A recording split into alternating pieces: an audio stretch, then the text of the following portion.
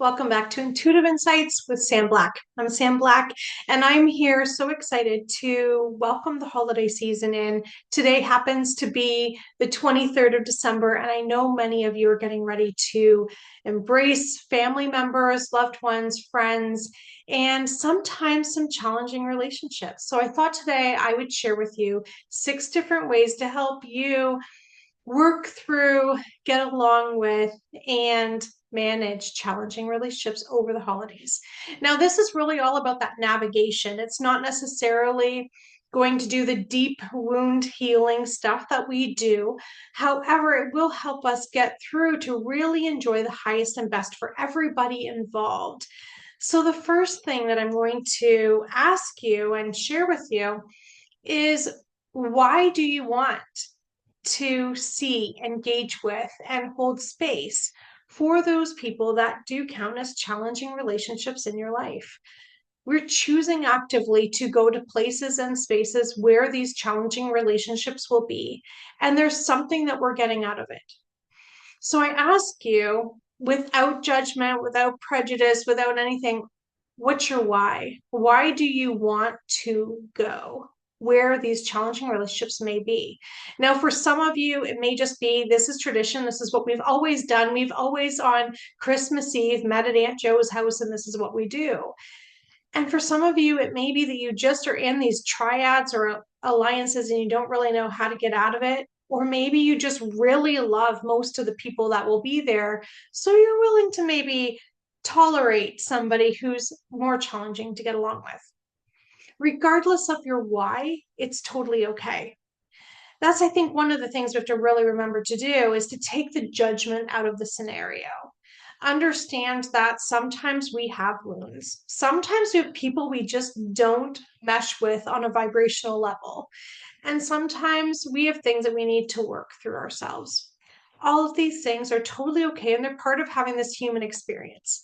So, first, we're going to take all of that judgment, we're going to just toss it on over there because you just don't need it today.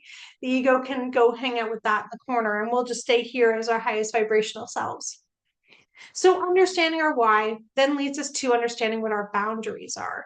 What are the things that we need in place in order for this event or this relationship to work? Are there topics that maybe we're going to steer away from? Are there opportunities or time limits that we're going to set up in advance? We're going to go spend an hour, maybe not be alone with the person who is a challenging relationship, or maybe just that we'll have a code word as our exit strategy. And we'll talk a little bit more about exit strategies after. So understanding what are the boundaries that we have, what are the things off limits or non-negotiable that we're just not going to engage with.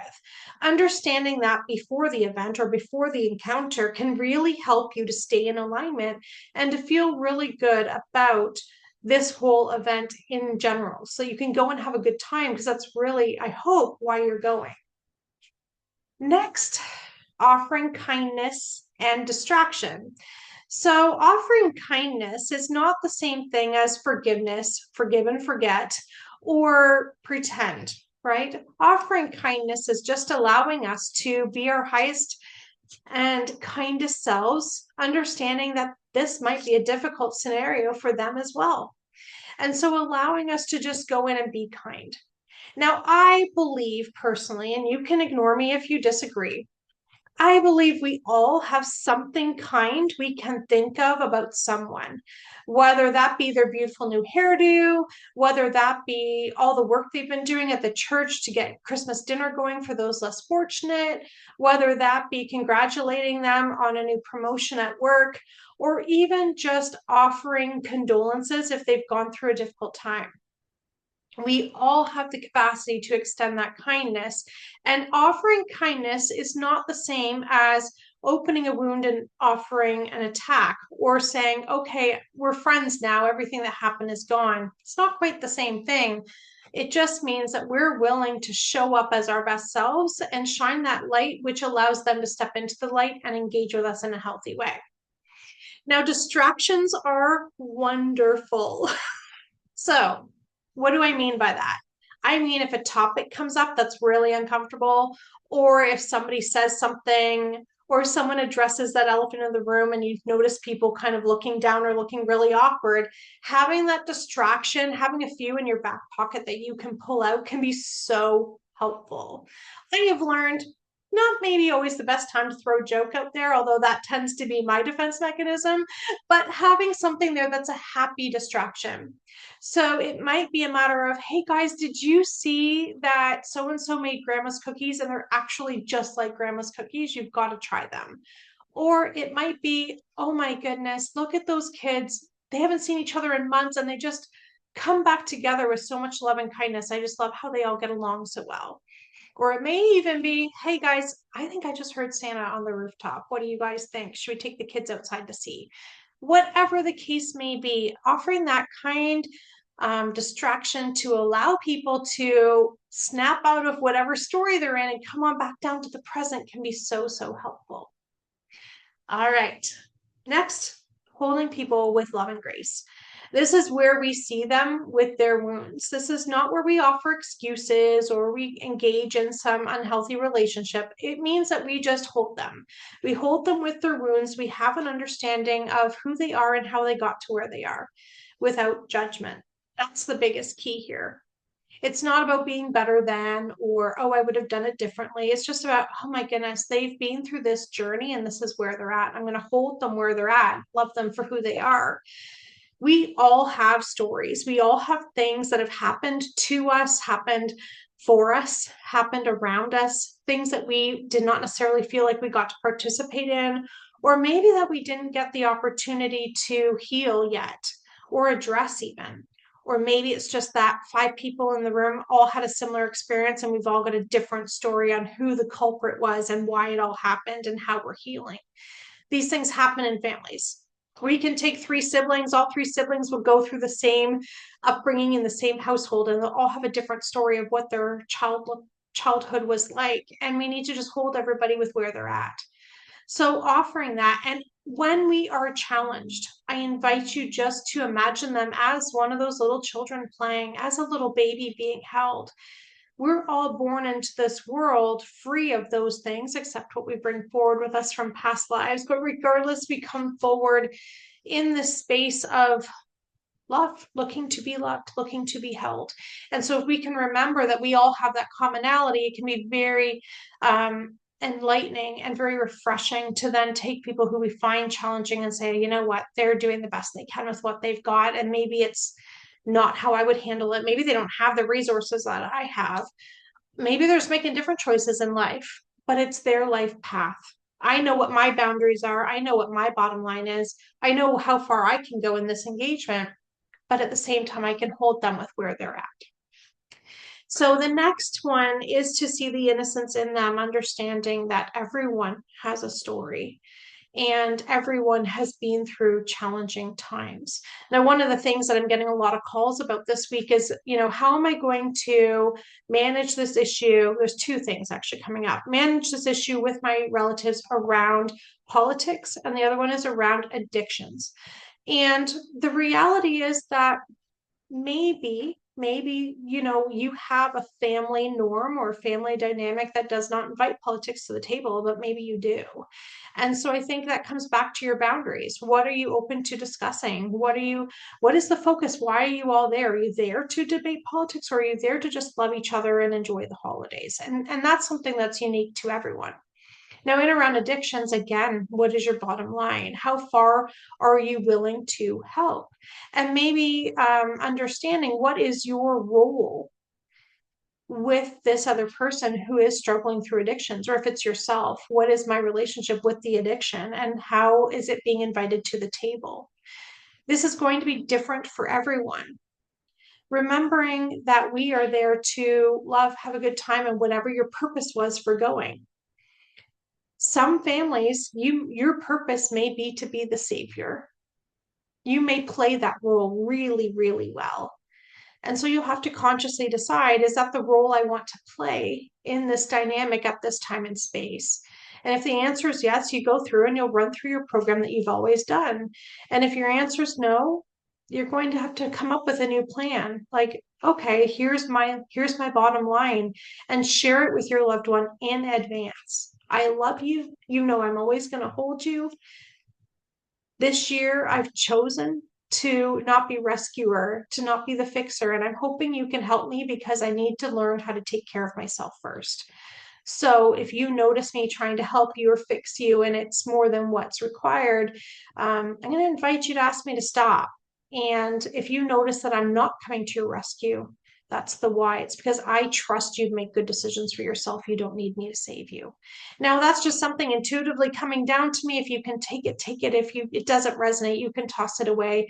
There's certainly not a cookie cutter approach to this. Every family, every relationship, every dynamic is completely different, and you'll need to choose what fits for you in this time and space. All right, next is the accountability one. How is this all working for you? So, when we are engaging with challenging relationships, we have to remember that we have committed in partnership to be engaging in that relationship.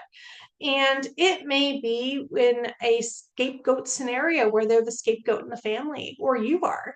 It may be that there's a triad or an alliance that, oh, well, we're different than that person. That may be the story you guys have been sharing. And so I don't ask you to come into this space with judgment, but rather just an understanding of, okay, this story is working for me because if they're acting up over there, no one's looking at me and the mistakes I've made. Or maybe it could be that you're really shy and being center of attention's not your favorite thing, but let them be all rambunctious over there because it allows you to kind of do the background thing.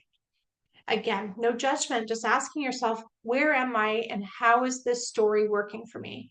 And if you were saying to me, Sam, this story is not working for me, I don't want this story anymore, then it's up to you. It's up to you to change that dynamic in that role. In the past, I responded in this way. In the past, I looked at it from this lens. And going forward, I'm shifting gears and I'm going to take a new path on this one. And it doesn't have to be a big dramatic thing that you tell other people about. They will notice by your actions. And we teach people how to treat us through our behaviors. All right. So the next one, are we mirroring? Are we projecting onto the people that we love the most our biggest fears so that we don't have to deal with it in ourselves? It happens. It happens, my friends, all the time. And again, without judgment. So an example might be, so let's say your cousin Betty always kind of goes in and just talks about herself. And the night ends up revolving from your perspective about Betty and what she's up to and how her family is and all the beautiful things in their life. And you don't get the chance to share for yourself. Well, we can ask ourselves, if it's got nothing to do with Betty and it only has to do with me, where am I not shining my light? Where am I not speaking my truth? Where am I maybe pretending that everything is totally okay, like Betty, when really in the background I'm struggling and I need some help? Only you hold that mirror, and only you can invite yourself to have a good look in that reflection and say, you know what? Things don't have to be perfect. We're not here for perfection. We're not here to all be wearing matching outfits and talking about our perfect little lives and how things are absolutely glorious and nothing's ever wrong. We're here to enjoy family. And that may be an escape for you. Maybe singing carols and sitting around and telling jokes and stories is exactly what you need. And maybe you're just looking to get recognized. We're not going to solve world issues at a Christmas dinner, but it might give you some insight of saying, okay, you know what? I'm noticing this. I'm noticing this about me. I feel forgotten in my own family. Or maybe, I feel like I have to be the leader and I have to show up and I screw up too. And I don't know how to tell everybody that I screw up and I'm human as well. And then we can then have nice conversations, maybe in the new year, about all of that. Or just be really raw and vulnerable and say, you know what? That sounds like you're going through a really tough time right now. And I know when I've gone through tough times, these are some things that help me. Or do you know what? I don't know how you're getting through that. Do you think you can give me some ideas? Maybe we can have tea in the new year and you can share with me some of the things you're doing because I'm feeling a little stuck right now. And allowing them to come forward and they get to step up and be the leader. Who knows? Again, every family dynamic is different, but allowing us to see ourselves to look at and see that image that we're projecting, that mirroring what we see in others is actually happening within ourselves. It allows us to take our journey to a deeper level of healing. And really, that's what this experience is all about. All right, finally, the exit strategies. You know what? Sometimes things are just a dumpster fire and it's time to get out of Dodge. Having a really great exit strategy can really help. First of all, host is going to be so grateful that everybody leaves and they can get to bed and not have to kick people out.